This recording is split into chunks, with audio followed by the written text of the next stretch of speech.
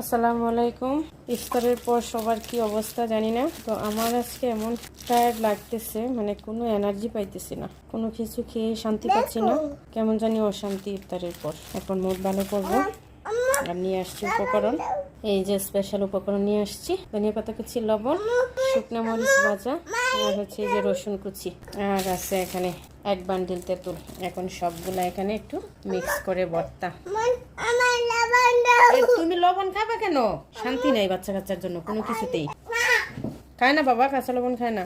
ঝাল ঝাল ভর্তা বানাবো এখন, সবকটা মরিচ দিয়ে দিব।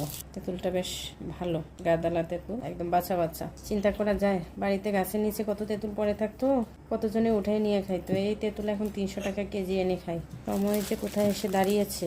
তো এই যে শেষ বানানো, এখন হচ্ছে এটা এখন গপা গপ করে এখন খেয়ে নিব। তোমাদের যদি লোভ লাগে তাহলে ঝটপট তেঁতুল নাও আর ভর্তা বানিয়ে খেয়ে নাও। ভালো থাকবে সবাই, আল্লাহ।